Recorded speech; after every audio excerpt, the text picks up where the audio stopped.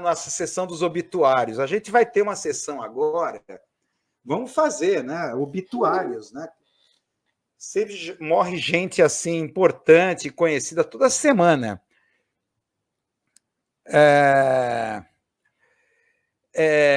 Maguila, a morte, você morreu, né? O Maguila, né? Com 65 anos, né?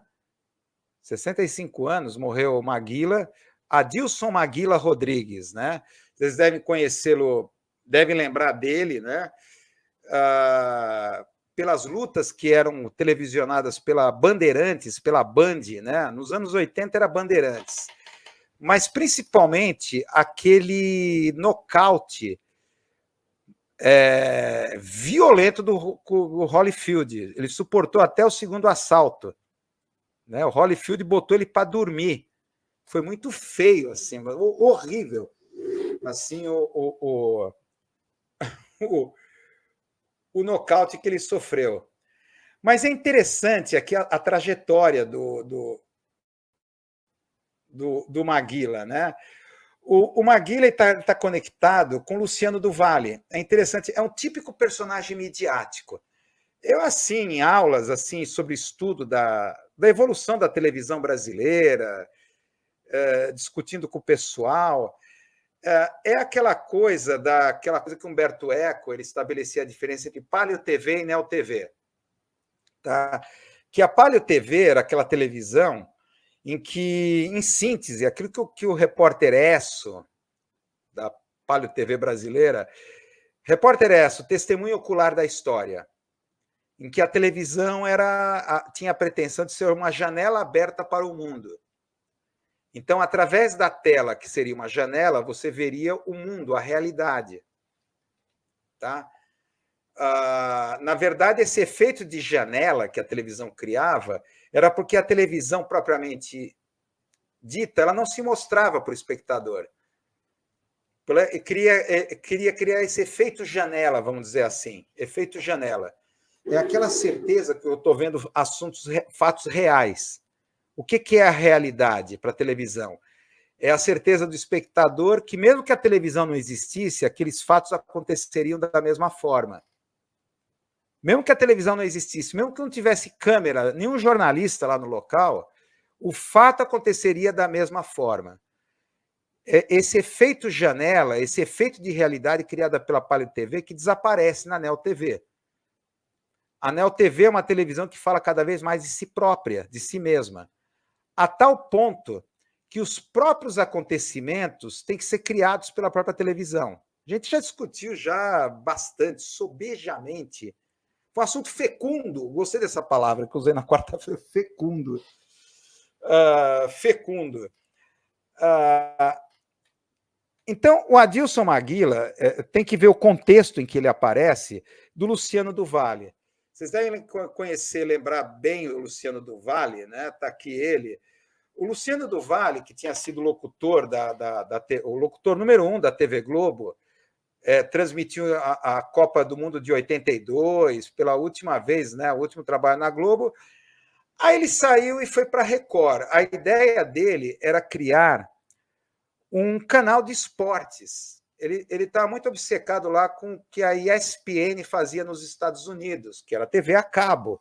Ele estava em TV aberta, era um desafio. Ele viu que a Record não ia oferecer estrutura para ele. Ele foi para a Bandeirantes. E a Bandeirantes ofereceu a estrutura necessária. Ele criou o Show do Esporte. Vocês devem lembrar isso, vocês estão vendo aqui cenas, no domingo. Se você tinha Silvio Santos de um lado, na TVS do Silvio Santos, em que era assim das 11 da manhã até as 8, 9, 10 horas da noite, um programa contínuo, o Luciano do Vale desafiou e eu vou fazer só esporte, das 11 da manhã até lá 8 horas da noite, transmissão ao vivo de todos os esportes. Então ficou famoso o Luciano do Vale em promover o vôlei brasileiro, né? Que o basquete, principalmente os nomes que ele começou a criar para jogadoras. A Paula era a Magic Paula, fazendo referência ao Magic Johnson no basquete dos Estados Unidos, a Rainha Hortência, tal. E o boxe. A questão dele era o seguinte, que ele começou a perceber, um programa que ficava tanto tempo ao vivo, no ar, tinha um problema sério, que era o seguinte, será que ocorre tantos eventos esportivos no domingo assim, ao ponto de eu ficar ininterrupto, quase 12 horas ao vivo? Tá? O problema é que não. E nem a Bandeirantes, e nem ele tinha condições de conseguir exclusividade ou conseguir direitos de transmissão de muitos esportes. Então ele partiu para criar foi assim o início do marketing esportivo, a Luque Produções. Luque Produções, ele, Luciano do Vale e o Kiko, né? Que era a Luque Promoções, uma empresa criada por ele. Era José Francisco Leal, né? Que era chamado Kiko. Então, a Luque Promoções, o que era? A gente tem que produzir acontecimentos, a gente vai transmitir os eventos para a gente transmitir, a gente vai criar os eventos para a gente transmitir. Aí estamos aqui, evidentemente, na Neo TV, o pseudo-evento. Tá? Nós criamos, a gente transmite. Então, o personagem Adilson Maguila Rodrigues foi uma criação. Quer dizer, era o lutador, imigrante nordestino, pedreiro aqui em São Paulo, aquela típica trajetória ali naquela época, né? Do imigrante nordestino, tal, que ele já estava no boxe, tal, mas não era lá grande coisa, e viram ali um personagem, o início do jornalismo de personagem, né? E a Luque Promoções começou a escalá-lo para várias lutas, que a crítica que começou a ser feita era que tinha qualidade esses adversários, né? A questão que o Maguila começou as lutas dele é a dar cada vez mais audiências, capaz de dar 20 pontos no Ibope. Imagina o que é 20 pontos hoje. Ele, em muitos momentos, conseguia superar a TVS e a Globo. Tá? O objetivo da Luque Produções era colocar o Maguila entre os 10 melhores lutadores do ranking do Conselho Mundial de Boxe. Tudo foi estruturado, roteirizado para chegar a esse final. Tá? Então, vocês estão vendo aqui o programa Show do Esporte, contava com comentaristas. O próprio Pelé, no início, participou, Rivelino, o Gerson participou como comentarista. Então, era assim, todo esse pessoal. Tá? Estão vendo a Silvia Vinhas, né, que chegou a ser esposa dele, também apresentava. O Elias Júnior, que hoje está na Band também, está na Band Esporte, está lá o Elias Júnior, tal. E também, por exemplo, o Emerson Fittipaldi, na Fórmula Indy, passou a ser um dos grandes produtos. Ele saiu da Fórmula 1, e aí pronto, vem cá, virou um grande amigo do Emerson Fittipaldi e passou a transmitir exclusivamente a Fórmula Indy. E o Emerson Fittipaldi foi campeão. E bombou o negócio. Então, o Adilson Maguila Rodrigues também bombando, só que a grande crítica era a qualidade, até que escalou o Falcone, um lutador argentino. Em 1985 estava 14, o Maguila estava com ranking, né? Desculpa, 14 lutas, nenhuma derrota, até que enfrentou o argentino Falcone no ginásio do Corinthians em 85 e perdeu. Primeiro lutador de qualidade que ele pegou pela frente e perdeu. Um ano depois teve a revanche no mesmo ginásio, o Maguila ganhou. E essas lutas bombavam, né? Abriu o boxe, época do Mike Tyson, Sugar Leonard, aí abriu. E ele, claro, começou a criar outros personagens, a Luque Produções. O Rui Chapéu, o jogo de sinuca começou a se tornar popular no Brasil. O Carne Frita, o Rui Chapéu, Steve Davis, acho que era, conseguiu assim marcar a Luque Produções. Se não me engano, era Steve Davis, campeão mundial de sinuca, que começou a ter jogos aqui no Brasil, desafios, Rui Chapéu contra Steve Davis, tal.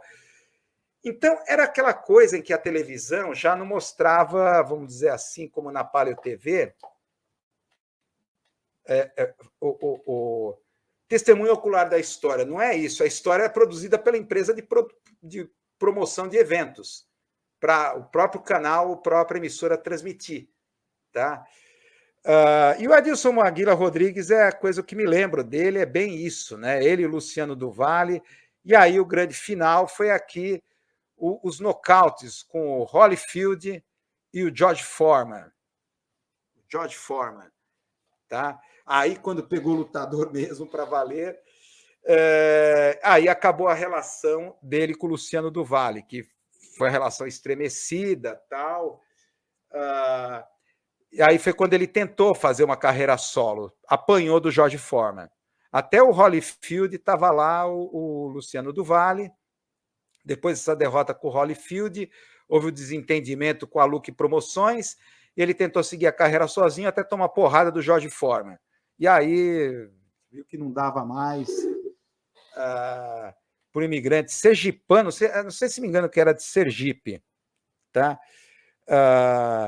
O Rui Chapéu, né? Exatamente. Então ele criava, ele se notabilizou pela criação desses personagens que bombava. Ele começou a desafiar mesmo os grandes campeões de audiência ali, TVS do Silvio Santos e a Globo, até ele ser superado pela Traffic, com outro ex-global, J. Ávila, né? Na minha opinião, teve aí um ressentimento, né? Que o Luciano do Vale foi o precursor do marketing esportivo, né? Eu me lembro dos grandes jogos de vôlei na época do Montanaro, tal, aquela coisa, o passe, jornada nas estrelas, o Bernard dava a bola quase batia no teto do ginásio para cair do outro lado. E o saque Viagem ao Fundo do Mar, que até hoje está no voo. Aquele perdido, Jornada nas Estrelas era bizarro, aquele saque. Impossível. Que era o Bernard que fazia. Se alguém lembra dessa geração, primeira geração que... E ele bombava tudo isso. E aí depois foi superado pela Traffic. Depois a Luke Promoções criou a Duvale Esportes e Marketing. Aí não deu em nada, perdeu dinheiro e tal. E a Traffic, do ex-global também, J. Ávila, do esporte, né, da TV Globo, acabou dominando a parada, né, o marketing esportivo. Tá? O nome do filme da Viagem no Tempo é Things Will Be Different. As coisas serão diferentes. Coisas will be different. É o nome que é muito bom, eu recomendo. Outro comentário aleatório. Vamos ver isso daqui. Meu Deus do